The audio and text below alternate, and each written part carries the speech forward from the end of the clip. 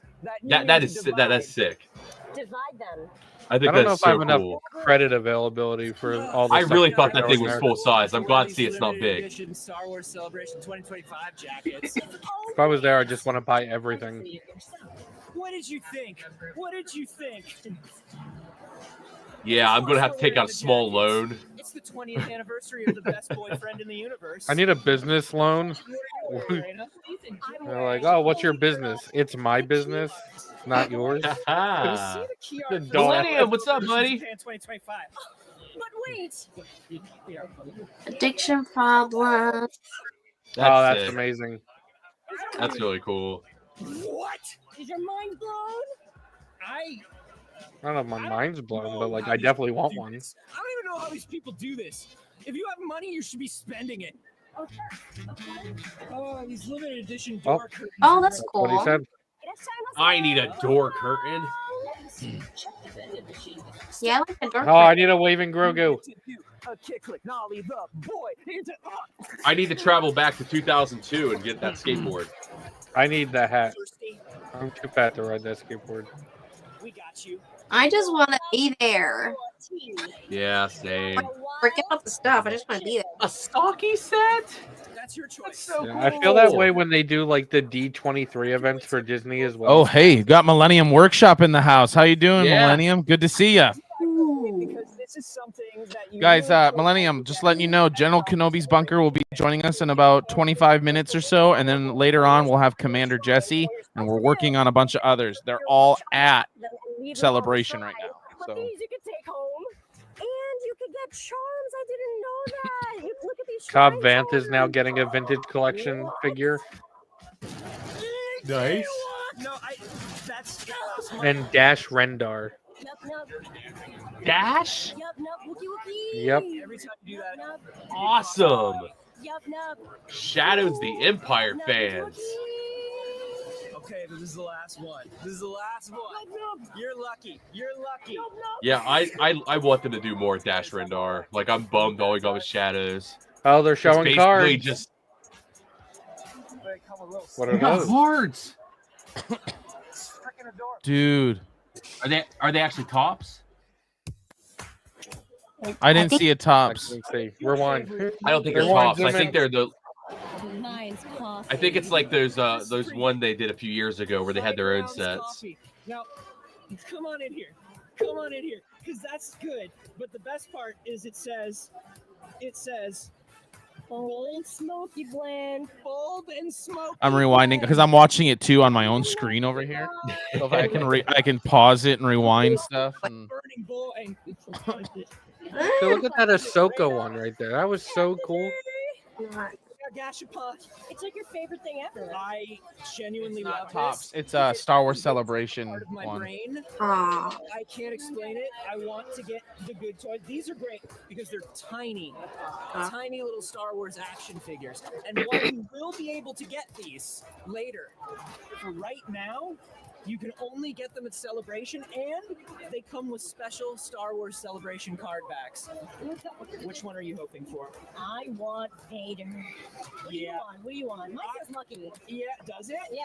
I want a Chewie. I just want to know what Japan is like. I know. I would love to go over there. I got a buddy that I just want to buy everything out of vending machines. Right. I got a buddy that I work with, and he's been over to Japan, and he raves about Japan. He loves Japan. I want to get one of those 7-Eleven egg salad sandwiches. Those, and he said I don't know if you watched Pop the Bounty Collector. He found it was like an ice cream sandwich that was like covered in like a waffle.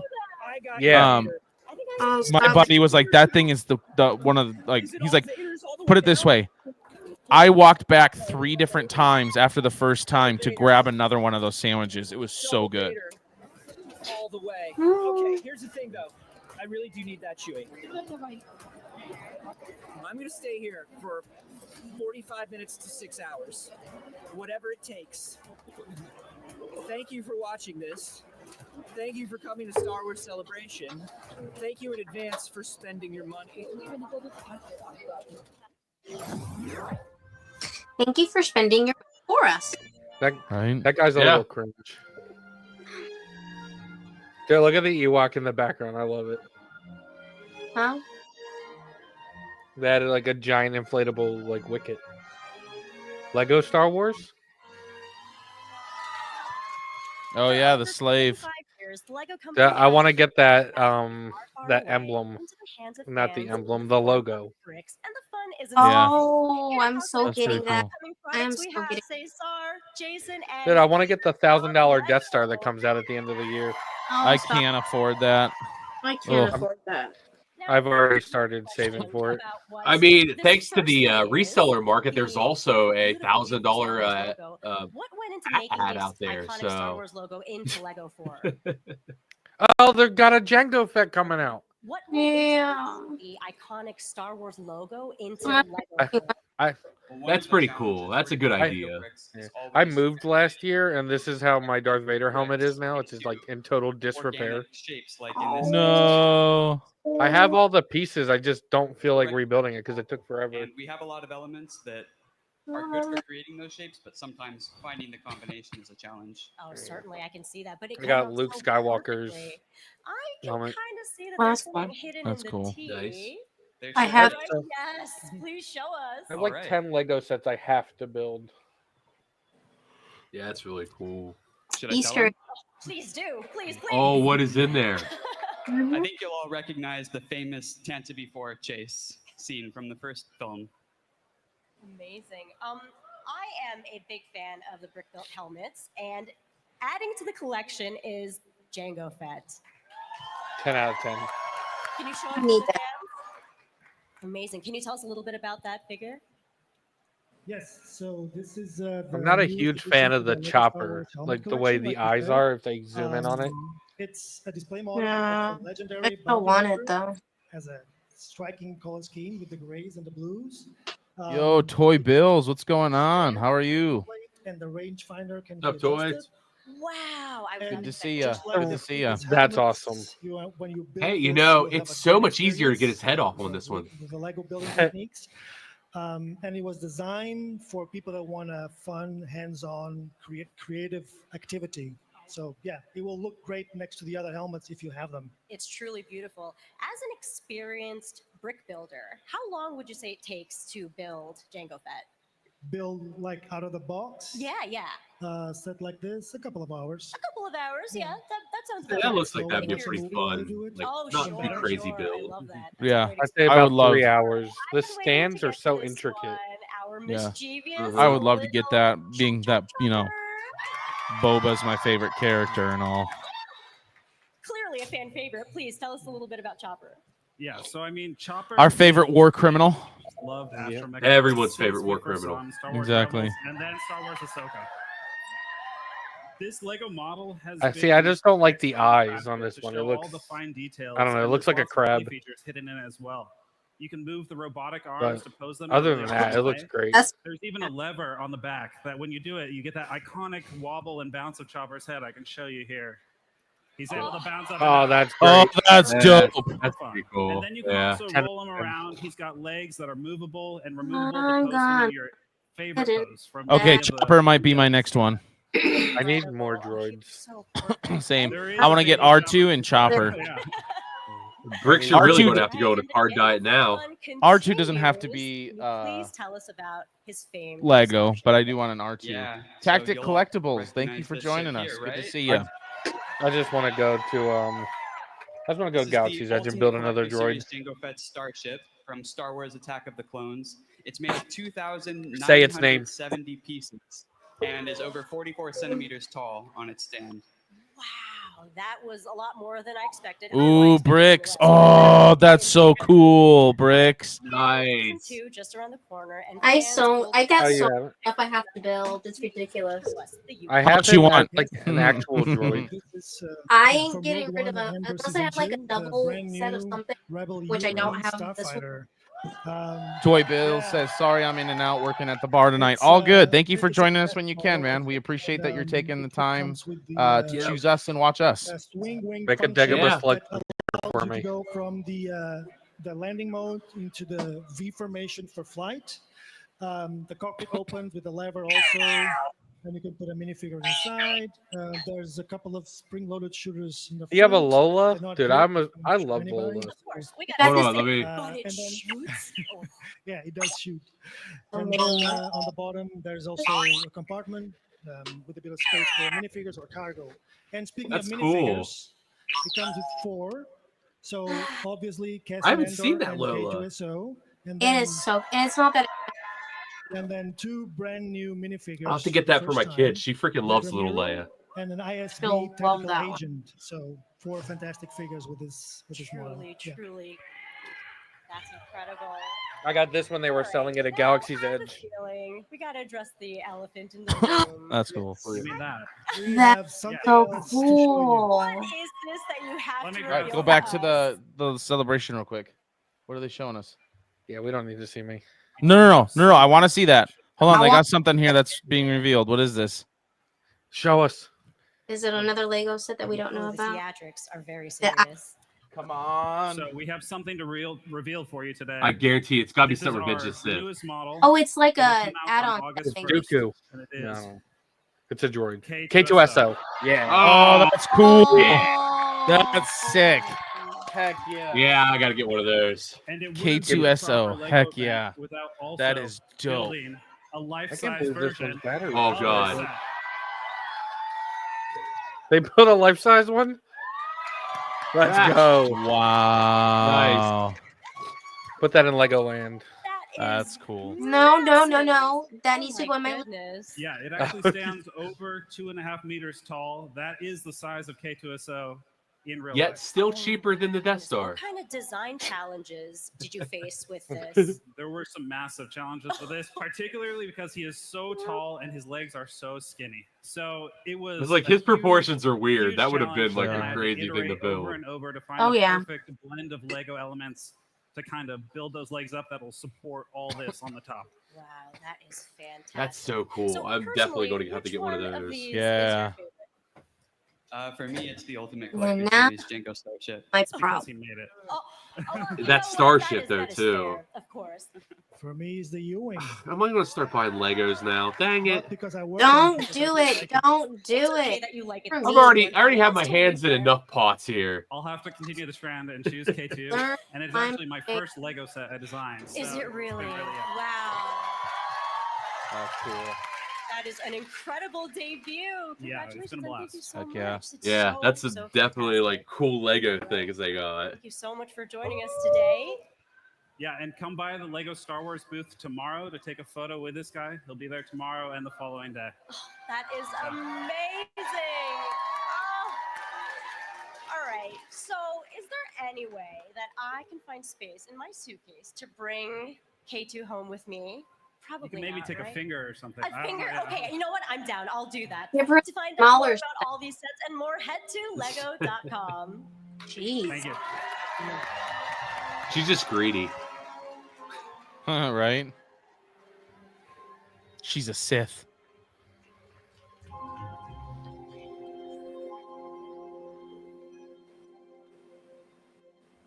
Yeah, that's a that doesn't even really look like a Lego set too. Doesn't.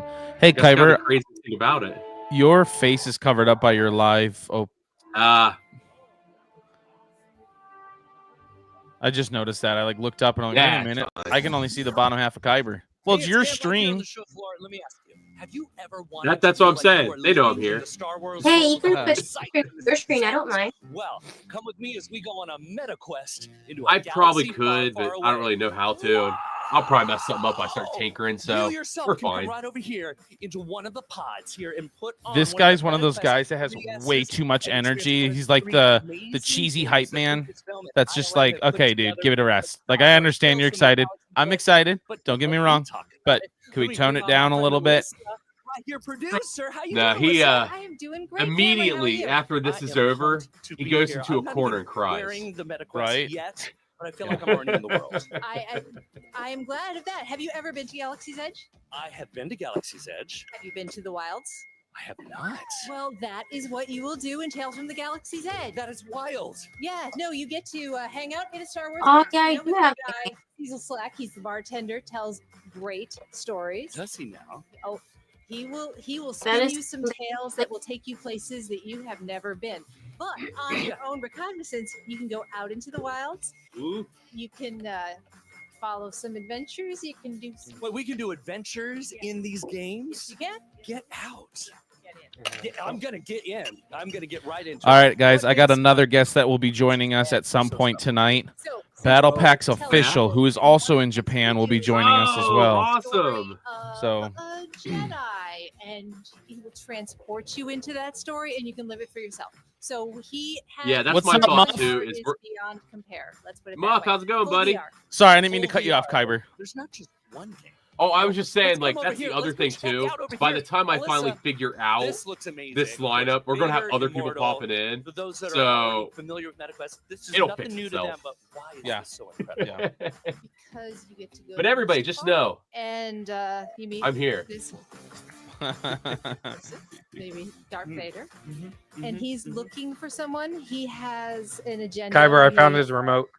offers a chance to do a test Oh, for him. did you? And if Oh, you I see him pass, spinning. He might train you. That's incredible. That's incredible. Now, the experience for when guests can come in here on the show Here, I'll floor pop and you up put here this because on, this guy's really this- awkward. It's So got to be really exciting for them. What's the whole process go through? What can they do and expect? Pick what you pick. I have a which of these games you C3PO, but he want. just talks. They'll pop a headset on you, give you. Is that some the head instructions, one? And you are in the world. Yeah, of you can. Vader and Well, no, not You the are head one. It's in his. the world of It's the Galaxy's whole Edge, C3PO. and you You can walk take his around. head Oh off. yeah, I see that.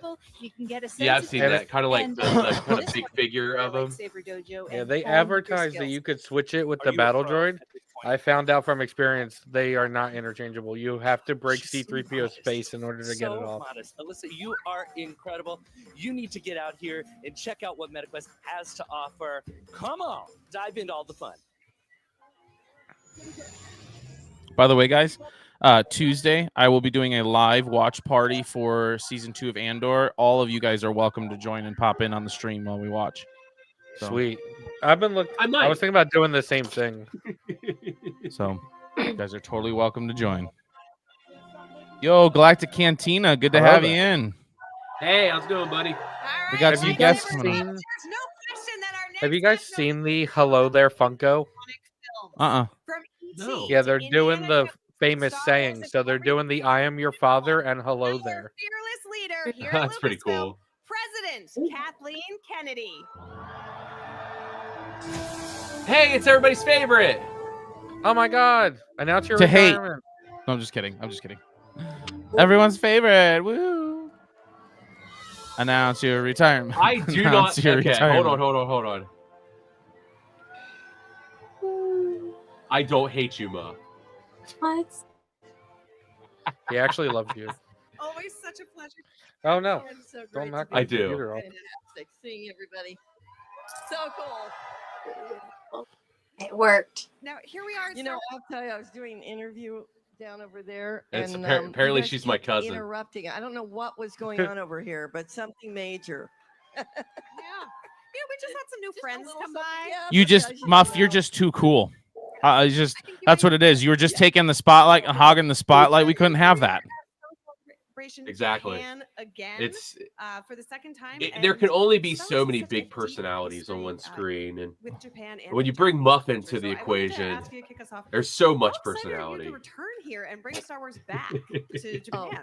this is something literally from the time we knew that we were coming back to Japan, we have all been incredibly excited to be here. And I walked around last night to see some of the incredible art, which I hope everybody here has had a chance to peek at or spend some time. There's just amazing work that's been done here. So it's really, really great to be back. Absolutely, and so the cosplay especially Yes. at this particular convention. Oh, So yes. There's a pit droid over there. There's a Max Rebo behind me. I was even laughing. There's a with Jar Dave. I Jar. think there's some Daves around here. There's always a couple of Daves. You got to really spot the real one. By the Hey, way- there's a George. Yeah, There's a a George. Dave and a George all together. I want to see a real Dave and George. Okay. Yeah. That's good. I just want you to know that every time Dave sees a Dave, he's really happy. That's awesome. All right, and I know you're just fresh off. I'm gonna of the dress up Mandalorian as Kathleen Kennedy. panel. Dude, dare you. cosplay.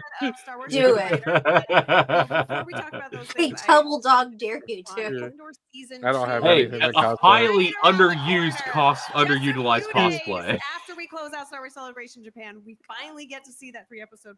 And I have to tell you guys, it is fantastic. I mean, it lives up to everything you might be thinking and beyond. Those guys have done an absolutely incredible job. Tony's writing is amazing. Diego is incredible. The crew, everybody, just so good. Really, really good. Absolutely. What can you tell us? What can fans expect from season 2? Can you tease it a little bit for us? Well, it goes right into Rogue One. Yes. So I think that as you start to feel the anticipation of each of the episodes leading into what you know from Rogue One, it's exhilarating. I mean, it's almost just talking about it. You don't really get the feeling, but as you're watching the show and it begins to build, it really, really hits you. And I think then you'll look at Rogue One with very different eyes too. Absolutely. I feel like you watch season 2 and then you roll right into Rogue One, and it changes your perception a little bit. Yes, It'll it change your does. perspective. But at the panel this I'm morning, so we excited also for learned a the little new bit season more of about Andor the just Mandalorian and Grogu. how much they're I'm going so to dip pumped. into the Rogue One stuff. Yep, So 100%. excited for Star Wars. Apparently, Tony Gilroy had to recast a legacy actor, though. 2019. Yes. How does it feel to be M- back Muff Because is like of, like, seething over constraints. here, guys. big film and with moving these characters from Calm We have down, to Muff. check Calm in on down. Muff. He's got his angry eyes on. Disney Plus into our first feature film. No, it's incredibly exciting. And the I just great thing is, recently I think picked what up John's Luthen. done with this movie is even if you haven't seen the series, you're Oh, going that's to have cool. a great time. I love because Luthen. He's He's like my introducing favorite the dude in characters this. we know, but he's Like also him and introducing new Mon are like characters. So there's really a the chance two to best be dropped characters in into Andor. the It's film. so funny because the first time I've ever Baby seen Yoda, that guy I gotta tell you, put Why? a character to life in anything was Pirates of the Caribbean is Bootstrap Bill Turner. You tell me. And so Yeah. every time he talks, that's all I can think about is Bootstrap Bill. Yeah. See, I always see the professor from We got to Thor. see him have a few. Yeah, Oh, yeah. He's a Yep. chef at heart. He's always going to have food somewhere. I'm But, not gonna like- lie. The So first in the time stories. I watched Andor and he had the wig on, I thought it was Surprise. Bill We talked Murray. A little bit about things in development. Always He does have a excited to Bill hear Murray more quality about to him. Like Bill what we can Murray expect and from the Star Wars Ant-Man. Galaxy, and Star Wars Yeah. Starfighter has Yeah. been unveiled as of this morning. Sean Levy's new project starring Ryan Gosling. Our new BFF, I think. Is it safe to say that? He came by, he tossed a few t-shirts. Oh, yeah.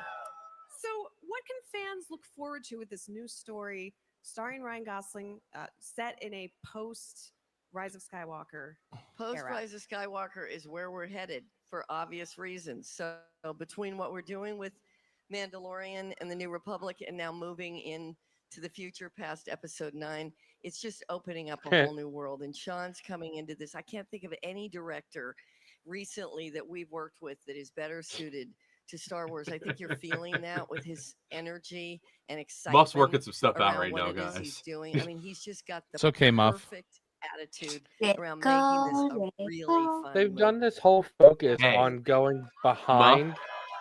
And I think you Like, can it see gives in you some of his focus. other It films. gives you Fans of strength. his other work, fans of Ryan's work, that you have Use a the sense finger. of- Oh, no, maybe What were you Ryan- gonna say, Clone Ryan Force? is- I They think you're just seeing did when this he whole probably came publishing out here, initiative he's where like they went back introduced in to all time of this, 200 and years, he's like and a deer instead in of the focusing headlights. on that time period, they're like, "Hey, let's He's just so keep going excited. forward." Incredibly. Yeah. Yeah, and it is Because the fun. High It's Republic is playful. great, and It's like the only exhilarating, time but it's got a it's chance to show on totally different thing TV, to step Oh, into yeah. the Star it Wars didn't even do it Yeah, justice. nothing like Right. it. We got the accolade. A lot of love Yep. in the room, right? Yeah. And that doesn't even take place during the I think time Ryan period said it of best, the may novels. fans be with us. May the fans be with you. See, the thing And is, Kathy, do you have a message can't for get the fans in today? Is to there the High anything you wanna Republic. tell us? Yeah, It- my it message mostly to the just fans is because that the we do lack all of of this Sith. for you. We Like it's we just cannot. I can't get behind a bunch of pirates and There stuff is like no that. Star It's like bad Wars guys. without and- everybody in this room. What about a Like, I dark wanna side like it. I've tried to read carnivorous the And book. that's why we do it. And you really Nope. give us the confidence and you give us Not the for energy. me. I need a to red tell these stories. lightsaber and So somebody thank knows how to use Thank it. you. Yeah. What about The it? fans What about are a the reason force why we're eater doing that Star Wars craves on Celebration, people but, that eat why the we're here force at and all. then We get to drove keep one telling guy these so amazing crazy he stories, and ripped his we're own so eyes happy out? that you are here with us today. Nope. Congratulations on the Nope. announcements. Thank you so Nope. much for being here. I know you're Force very busy. lightning. And thank you for helping Okay. make all of this possible and coming to the Do live it. stage to chat with all of us. I wouldn't miss it. Always a pleasure. All right. Thank you, everybody. See, so I think it's really each to their own. Like, if you're in, like, tuned if Sith aren't really for you, then yeah, you probably like High Republic. But since that's really kind of where I like my characters, it just doesn't have much for me. Like, because I've Yeah. tried to read the books and I just could not get into it. You Like, I got to do tried. the audio books. The audio books are just like mini movies. Well, yeah, they're not mini movies. They take forever. Like some we of the know adult that novels are like firsthand. 13 hours. Like our show has been basically covering audiobooks around the clock lately.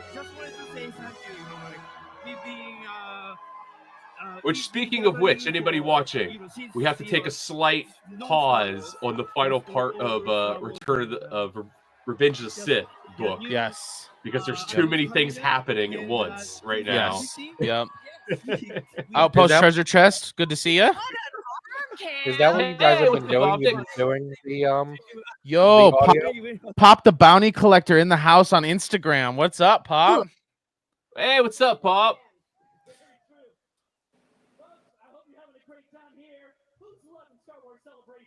Blade of Merrick is also on. Good to see you. Thanks for joining. I came with you to be part of something. Let's go, Andor trailer. The Empire cannot.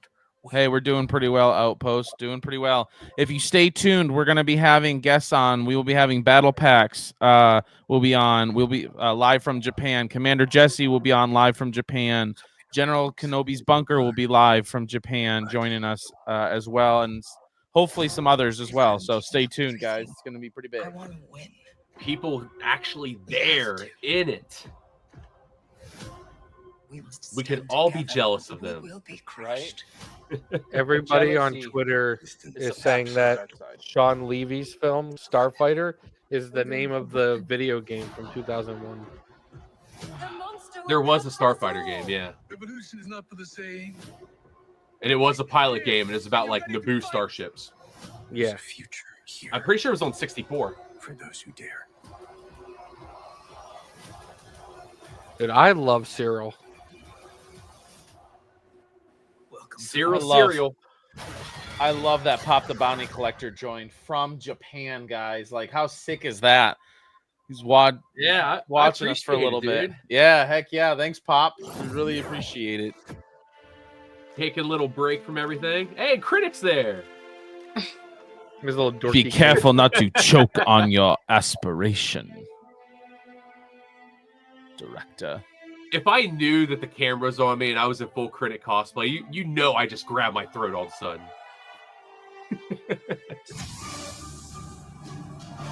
Yes.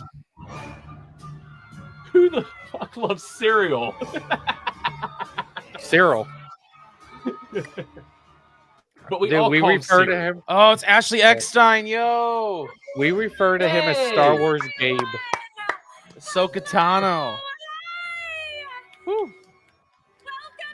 Dude, of all the times she goes to Disney World, I've yet to run into her. I know. Doesn't she like live like just like around the block, basically? Yeah, Disney she goes World? all the Hold on. time. Our friends at Scopely, we are bringing Star I'll Wars find it then. to I'm just one kidding. of the most popular mobile games. So get Oh. ready to roll your dice Ah. and jump into No. Lightspeed as we experience an all-new limited time event in Monopoly Go. Not gonna happen. They stole enough of my money.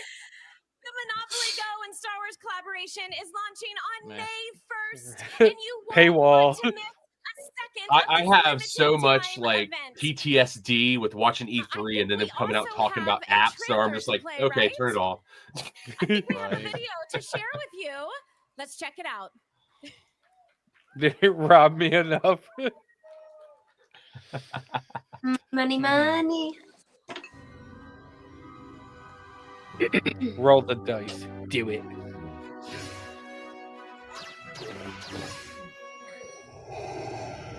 I used to play so much Monopoly Go.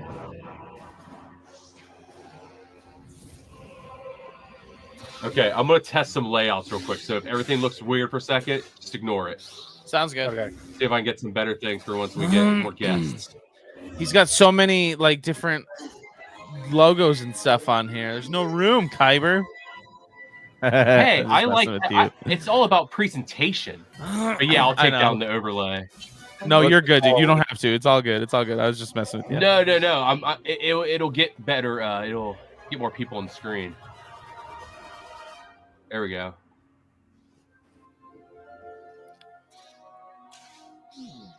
Because yeah, we're definitely going to need that was once evil. He is. He's up to no good at all times. I knew the Monopoly There we board go. was trying to take over. We bought peace. We bought freedom. Clone Boardwalk. Force 97. Stop Monopoly Go is evil. And watch us all purchase it. I'm just kidding. I'm not gonna do Hey, it. I have stayed away from that Monopoly Go like minefield so far up to this point. My wife has been pushing those like, hey, referral bonus. Not like, no, I'm not playing it. Mm. One mobile game has me, and I haven't even played that thing in a while. That was Marble Snap. Wow, I haven't played that one. Mine used to be It's Clash of different. Stay away Clans. from it. I'm still looking for Tony and all these guys that we know out there, just on the off chance that I spot one of them. The Tony realized he has an early run on all the figures and everything. He's dipped. Yeah, right. He's like, everybody's the panel. It all belongs to me now. Suckers. I love the Her Universe stuff that Ashley does. Mhm. I have the Ahsoka they got Tano some cool hoodie. shirts. The what? Or I have the Fulcrum hoodie from Galaxy's Edge. Oh, I have her. You know that new jacket that she came out with? That's blue and it's got the Ahsoka. Yeah. Yeah, I got that jacket. Didn't you wear that one time on one of the streams? Yeah.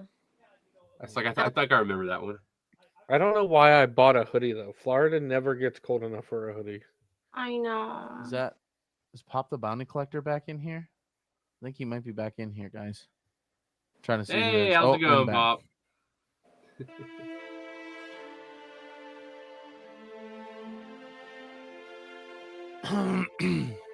Oh, hold on. See, and you guys talk about it just never getting cold enough for hoodies, and like just a few months ago it was like -20 here. I'm originally from Philadelphia. Oh, so you know the stupid North.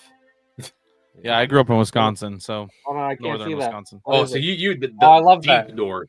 Oh yeah, I was a part of the deep north. Like I grew up on the northern upper peninsula border, like way up there. Kyber, show Brick's Oh, let me. thing. Yeah, I'm gonna pull her up real quick.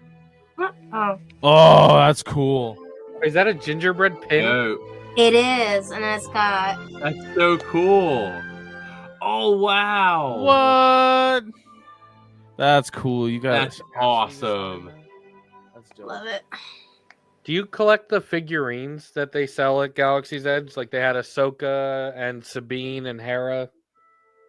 I don't have them. I don't have the space for it. I just keep buying. I like trying to find our friends in this thing because it's like, where's Waldo? Right? It's like this, like. That's what I said. Where's Tony? Just kidding. Where's Pop? Where's General Kenobi? Where's Commander Jesse? BP. Yeah, BP's in there somewhere.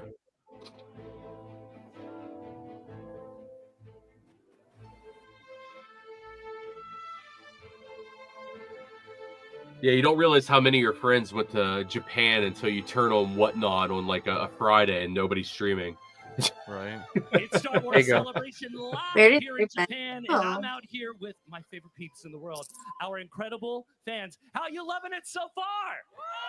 The special edition Speaking Ahsoka of fans, Tano. we got an incredible fan right here. Someone went to the store. Hey, what's your name? Damien, Damien. Where are you joining us from? Hong Kong. From Hong Kong. Welcome. It's so great to have you here. What drew you to come here to Japan? You. Everything else.